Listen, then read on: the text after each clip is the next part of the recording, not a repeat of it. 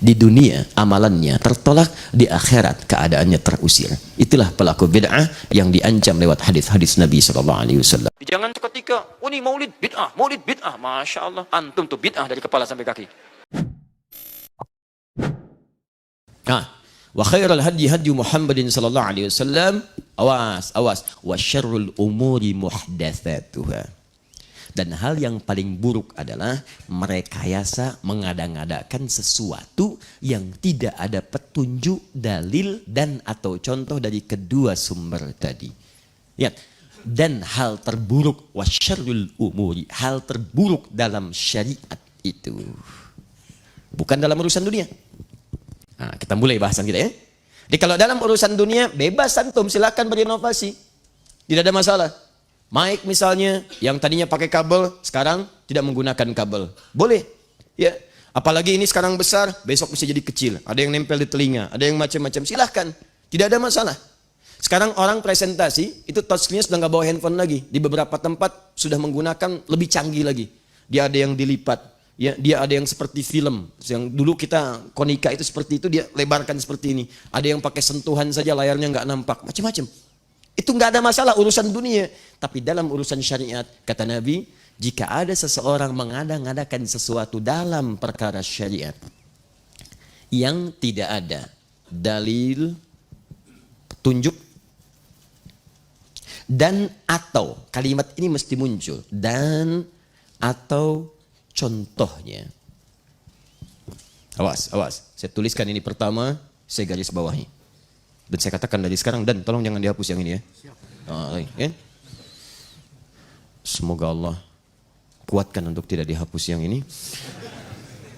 Lihat, dalil dan atau contoh. Jika seseorang mengada-ngadakan dalam urusan syariat, tidak ditemukan dalilnya dalam Al-Quran, tidak ada petunjuknya di hadis, tidak pernah dicontohkan misalnya, dan atau tidak ada contoh. Kalimat dan atau ini bisa jadi nanti contohnya tidak ada, tapi dalilnya ada. Maka ini punya hukum berbeda. Jangan sembarangan mengatakan kalimat nanti. Baik. Sekarang teruskan. Wa syarrul umuri muhdatsatuha. Awas, wa kullu bid'atin dhalalah. Muncullah kalimat bid'ah. Maka orang-orang yang mengadakan sesuatu dalam syariat tidak ada dalil, petunjuk, dan atau contoh, maka Nabi menyebut langsung perkara itu, masalah itu dengan kalimat yang singkat, bid'ah. Ini. Bid'atun. Wa kullu bid'atin dhalalah. Dan setiap yang bid'ah dalam urusan syariat itu berpotensi menghadirkan kesesatan. Sesat. Ini poinnya. Paham sampai sini? Halo? Paham? Baik. Jadi kalau kita kemudian ingin pahami apa itu bid'ah dalam pengertian syariat, maka Nabi memberikan definisi. Kata beliau, segala hal yang diada-adakan dalam urusan syariat, ditarik dalam nuansa syariat, padahal tidak ada dalil, tidak ada petunjuk, dan atau contoh sebelumnya. Mengerti sampai sini? Baik. Kalau dipahami, maka lihat konsekuensinya. Pertama, kullu bid'atin dhalalah. Setiap yang diada-adakan bisa tersesat. Dhalalah itu bisa untuk pribadi, bisa untuk orang lain.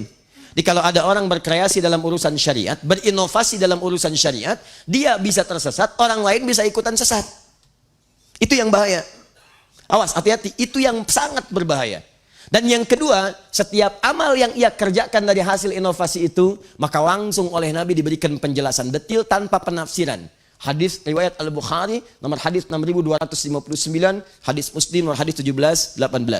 Perhatikan, man ahdatha fi amrina hadza ma laysa minhu fahuwa raddun. Maka siapa yang berkreasi, berinovasi, menghadirkan sesuatu yang tidak ada kaitan dengan urusan syariat kami, fahuwa raddun, maka dia tertolak. Raddun bermakna mardud. Ditolak. Baik. Tolak sudah. Nggak ada hubungan. Tolak. Pisah. Sesuatu yang ditolak terpisah. Bahkan kalimatnya raddun. Raddun itu kata para ulama hadis itu bermakna mardud. Mardudun. Raddun artinya mardud. Tapi kalau Anda belajar fikih lughah, ada kaidah mengatakan begini. Ziyadatul mabna tadullu ala ziyadatil ma'na. Kalau satu kalimat bertambah hurufnya, maka ini menunjukkan beda arti dari sebelumnya, mengalami perluasan dan perpanjangan. Ini tertolak, ini juga tertolak. Tapi kenapa kalimat tertolaknya tidak menggunakan mardud atau raddun? Kalau kalimatnya menggunakan mardud, itu artinya cara penolakannya lebih panjang, lebih halus. Jauh, jauh, jauh, tidak langsung ditolak. Kadang-kadang basa-basi kayak orang melamar tapi tidak disukai. Tapi kalau yang ini, raddun, kalimatnya singkat, padat, cepat, menunjukkan sesuatu yang berlangsung dengan cepat tanpa basa-basi. Tanpa basa-basi. Raddun. Bapak, ada apa kemari? Mau melamar? Maaf Pak, sebelum datang saya kasih tahu dulu Pak ya, Bapak sudah tertolak. Sudah. Baik. Paham? Maka kalimatnya menggunakan raddun seakan-akan sebelum bahkan Anda menghadirkannya, Nabi sudah cepat menolaknya. Saya tidak akui. Ingat, kalimatnya bukan menggunakan mardun, tapi raddun. Raddun, fahuwa raddun. Maka kalau ada yang berinovasi dalam urusan syariat, saya tidak akan basa-basi, kata Nabi. Kamu tertolak. Bahkan ketika dia hadir saat di akhirat nanti, hadisnya sahih. Terlihat seperti orang yang mengikuti Nabi, tapi begitu dekat-dekat kepada Nabi, tiba-tiba Nabi mengusirnya. Dan Nabi tidak pernah mengusir manusia dalam urusan kehidupan di muka bumi. Tanpa syariat yang dibenarkan oleh Allah Subhanahu wa taala. Tapi ketika di akhirat datang, kamu siapa? Oh begitu dekat, kamu bukan umatku. Pergi. Raddun. Di dunia amalannya tertolak, di akhirat keadaannya terusir. Itulah pelaku bid'ah yang diancam lewat hadis-hadis Nabi sallallahu alaihi wasallam. Paham sampai sini? Jangan seketika, ini maulid bid'ah, Masya Allah. Antum tuh bid'ah dari kepala sampai kaki. Ya. Saya luar biasa kesal. Kadang ada orang bikin perbandingan begini. Maulid Nabi, maulid. Zaman Nabi tidak ada coret. Zaman sahabat tidak ada coret. Zaman tabi'in tidak ada coret. Zaman ini ada. Oh, lalu diserupakan lah yang ikut-ikut ke sini. Antum kalau mengamalkan hukum seperti ini fatal. Zakat pakai beras. Zaman Nabi coret. Zaman sahabat coret. Ya, zaman tabi'in coret. Zaman ulama coret. Zaman antum ada bid'ah antum. Cara menyimpulkan hukum bukan seperti ini. Lihat turunannya, lihat dalilnya, lihat pemahamannya, lihat turunan-turunan fikihnya. Ya, bagaimana bisa zakat pakai beras ini jadi? Padahal contoh nggak ada. Dalil nggak spesifik.